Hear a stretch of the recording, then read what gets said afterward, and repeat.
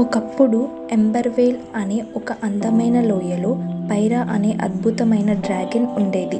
సాధారణ డ్రాగన్ లాగా భయంకరంగా ఉండకుండా పైరా అందర్నీ కాపాడేది. ఆమె మెరిసే తుళ్ళు ఉదయం వెలుగులా తళుక్కుమనేవి. ఆమె శ్వాసతో మంటలు కాకుండా భూమిని పండించగలిగేది. ఎంబర్వేల్ ఓ మాయస్థలం. అక్కడ అరుదైన ముక్కలు, మెరిసే నదులు, చరిత్ర చెప్పే చెట్లు ఉండేవి. పైరా కారణంగా అక్కడ ప్రజలు సంతోషంగా జీవించేవారు. ఆమె తుఫానులు, కరువు మరియు శత్రువుల నుండి లోయను కాపాడేది. ఒకరోజు ఒక పక్క రాజ్యం ఎంబర్వేల్ ఆస్తుల గురించి తెలుసుకుని దాన్ని స్వాధీనం చేసుకోవడానికి ప్రయత్నించింది. ఆ రాజు లాభం ఆశతో పైరాను చంపి లోయను దోచుకోవడానికి చీకటి ఆయుధాలతో సైన్యాన్ని పంపాడు. ఎంబర్వేల్లో లీరా అనే ధైర్యవంతమైన యువతి పైరాను నష్టపోవడం చూడలేక డ్రాగన్కు ప్రమాదం గురించి చెప్పాలని నిర్ణయించుకుంది.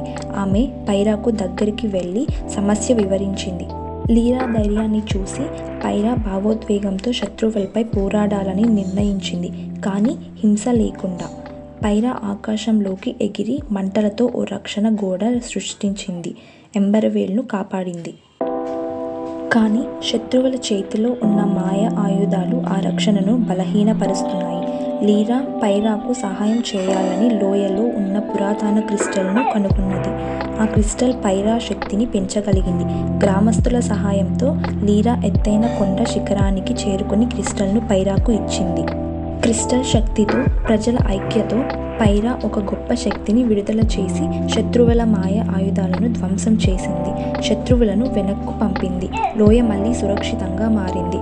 ఆ రోజు నుంచి లీరా పైరాకు ప్రతినిధిగా మారి డ్రాగన్ ప్రజల మధ్య బంధాన్ని మరింత బలపరిచింది. వీరిద్దరి సహకారంతో ఎంబర్వేల్ తరాల తరబడి శాంతి, మాయా స్థలంగా నిలిచింది.